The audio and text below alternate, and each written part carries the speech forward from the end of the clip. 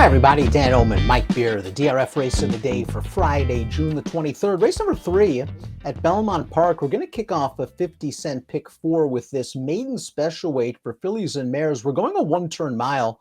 Let's take a look at this field. Please scan or click the QR code for Race of the Day access on mobile, which includes free Formulator past performances. As you can see from this morning line, it is a wide open race, but I have a feeling a lot of attention is going to be paid to the number 2, Spell on You, a first-time starter by Curlin, but perhaps most importantly, a half-sister to Triple Crown winner Justify.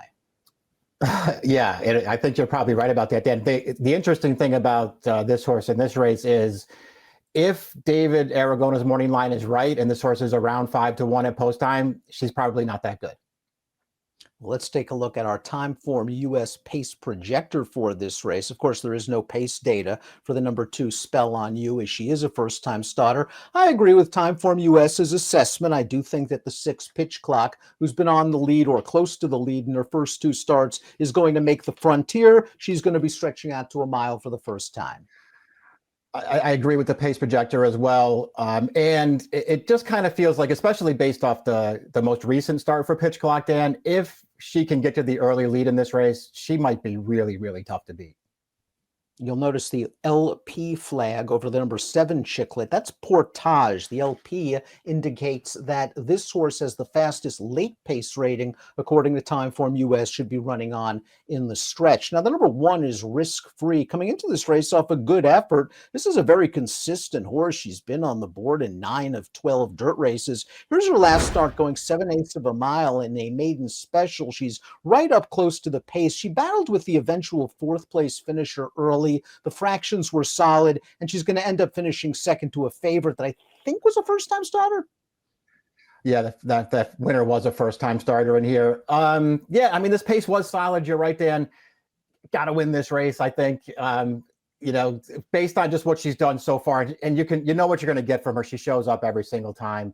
That was a great opportunity there for her to get out of the maiden ranks, and once again, she couldn't quite do it. Maybe limited upside after 13 starts. She's going to be facing horses with perhaps more potential down the road. She should show a little bit of speed under Javier Castellano. The 2 is Spell on You, and it'll be interesting to see how the tote action goes for Spell on You from a pedigree standpoint. I wouldn't be surprised if she's the favorite. And as Mike mentions, if she doesn't take a lot of money, she could be kind of cold on the board. Maybe Jorge Abreu's name as the trainer of record scares some people off, and it shouldn't, because Jorge Abreu is very underrated, especially with first-time starters. Yeah, that's a good point. He's a good trainer anyway. He's very good with first-time starters. And so you just sort of feel like there's enough pointing you in this horse's direction as far as the trainer goes. Obviously, that big pedigree that she has, it seems like she's training right along. So we'll see. Those things are all positives. The biggest positive, perhaps, of all, though, Dan, is she's in a race here. The buyer par for this race is 79. All of her rivals in this race, they've all already had several races. None of them have come close to reaching buyer par for this kind of a race. I mean, it kind of feels like if she can run it all, this is a great spot.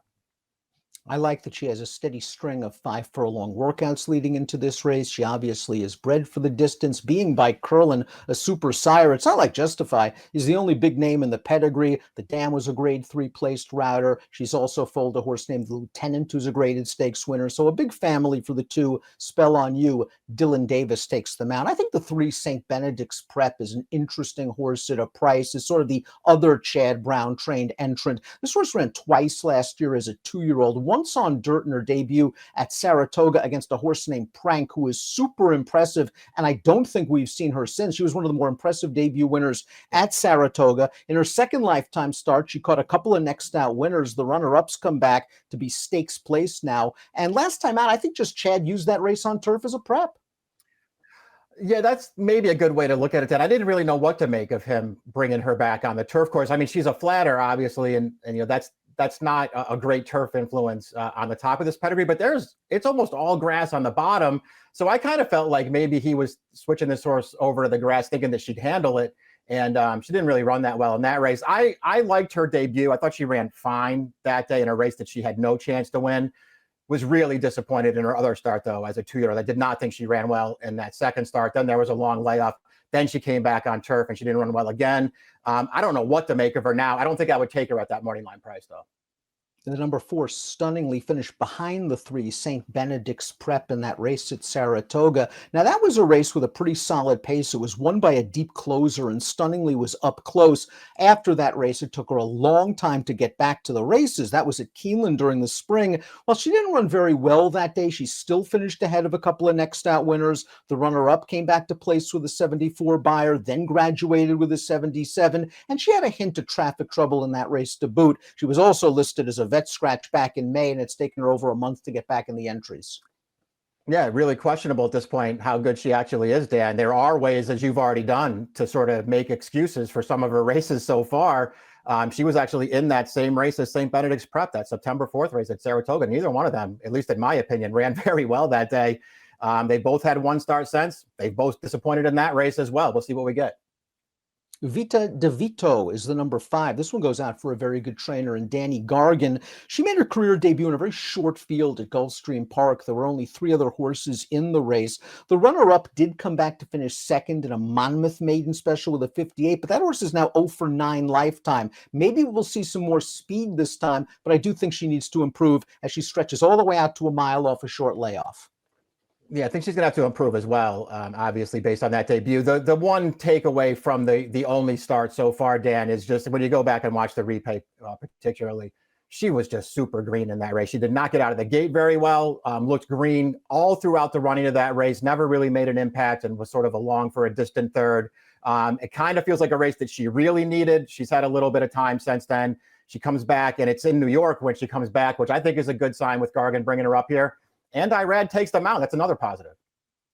Pitch Clock is the number 6. This is a daughter of Commissioner. Should appreciate stretching out to the 1-turn mile. I think she has enough pedigree. She debuted for Chad late in the winter at Aqueduct. She seemed a little bit antsy and fractious behind the gate. She showed some speed. She got tired. They sent her down to Churchill Downs. I'm pretty sure it was Kentucky Oaks Day, and she showed good speed once again. She again got tired, but she did finish in a race that produced a couple of next out winners. The runner-up came back to earn a 77 Beyer at Churchill. If she gets loose, she could be very tough to run down. Yeah, I agree. I think that's a real possibility here too. She showed really good speed, particularly in that most recent start, the Churchill race on Oaks Day. That pace looked like it was pretty solid. She was right there. She was no match for the 1-2 finishers when they came to challenge her as that field entered the stretch. But it's not like she totally quit in there. I didn't think it was a terrible performance. Her debut, the horse that won the race was her stablemate, even money favorite, already had a couple of starts, and this horse pressed her for a long way and just got tired at the end. In some ways, I think she's the horse to beat. The main issue with the 7 Portage is that she just doesn't get out of the gate in any of her races. She still seems very green. I also think it's probably too early to give up on her. She appears to have some stamina. She should be kicking on at the end of this race at a price as she makes her first start for trainer Linda Rice. Yeah, don't mind the trainer switch here. She's going to get to cut back a little bit in distance here. Her and the horse who are outside are both dropping back. Everybody else is stretching out. Maybe that's a good thing, Dan. She's really shown very little in her first 2 starts. She has been a little bit green in those races. We'll see how much she can improve. The 8 is Hollywoodland going out for Shug McGahee and Jose Ortiz to sit the board in all 3 lifetime starts. Didn't really love either race down at Gulfstream Park. She was favored at Pimlico. In this race, we're going to show you going 2 turns, and she's odds on, and she's on the pace, and it's not like the pace was very fast, but I guess the horse that beat her, Woody, has the potential to be okay. She was shipping in from Southern California for the high percentage Brittany Russell outfit. Yeah, it's not a great loss. I mean, you're right. Maybe the horse that winds up beating her will just turn out to be pretty good. And it's not like she stops fighting here to the end, and she just can't get the job done. Feels like a race she could have won if she was any good. Like you, I didn't think she ran particularly well in either of the Gulfstream starts. She never changed leads in the stretch in any of her races. I don't know. She's got forward to go for sure. She's got a pretty nice pedigree, but she needs to turn it around.